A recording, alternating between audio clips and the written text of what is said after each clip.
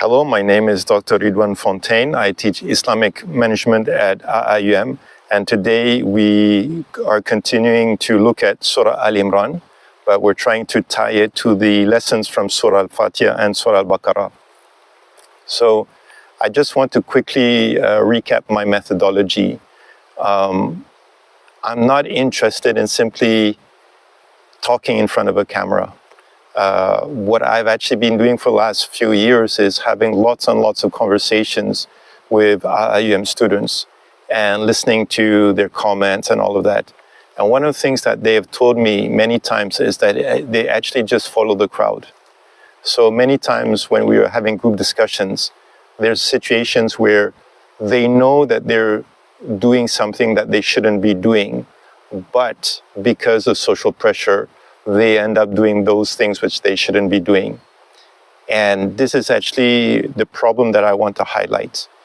The whole point of this surah is that Allah subhanahu wa ta'ala is criticizing the Christian leaders because they were worried about social pressure. Rather than following their conscience, rather than following what the principles are, they basically end up following social pressure. What I want to confirm is your behavior should actualize the names of Allah, right? So when we're learning about the names of Allah, this is not random. It's that once you know this is the name of Allah, you should try to think, how do I make this into a reality? And then the second thing that we are emphasizing is the way that you deal with people will determine the way Allah subhanahu wa ta'ala will deal with you on the Day of Judgment. So there are three scenarios that I want to think about. The first one, I call this love or greed. Okay. We live in a society where a lot of people are selfish, and people learn to become selfish, and people kind of assume that being selfish is normal. But we also know that Allah is Ar-Rahman. And in a hadith, we are told that if you want to experience the Rahmah of Allah, you have to have Rahmah towards other people, right? And so it's almost the dilemma that you have as a Muslim is, do you do what everybody else does? Do you become selfish like everybody else?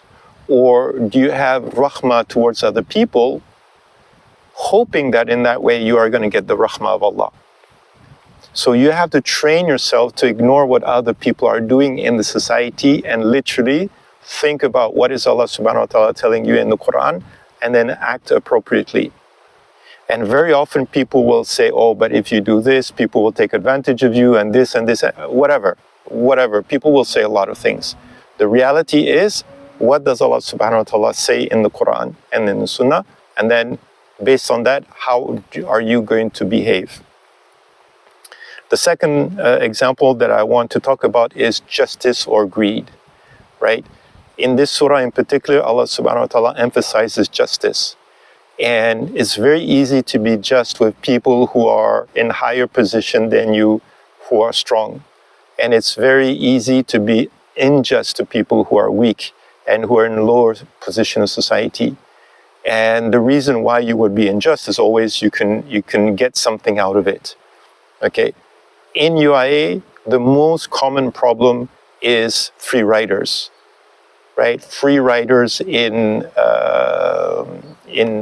group work, right? And people are complaining about all the time. And maybe free riders say, this is not a big deal. This is just, yeah, but you're actually getting the marks for other people's work. That is injustice, right? And it's a question of, if this becomes common in the society, you justify it by saying, oh, everybody does it, right? But the question is, what does Allah subhanahu wa ta'ala want you to do? Okay? So that's the second example. The third example is about generosity. Okay. We are living in a society where a lot of people want to maximize their personal benefits in one way or another way, right?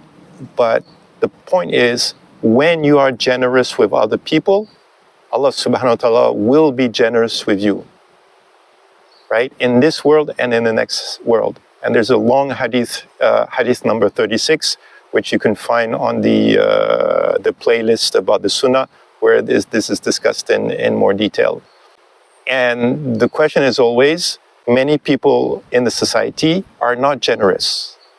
So do you model your behavior on what other people do in the society, or do you model your behavior on what Allah subhanahu wa ta'ala is telling you to do in the Quran and the Sunnah? Right? Now, I'm going to not talk about this anymore, because I want to go to the next ayat in Surah Al Imran. But this is something that you as students need to think about very, very, very carefully. Because over the last few years, this has been a very common theme where you are doing something that is unethical. You know it's unethical, but at the same time, you want to fit in your group or your friends, and then that's kind of the conflict that you need to figure out. Okay? We'll talk about the next ayat later. Thank you very much. Assalamu alaikum wa barakatuh.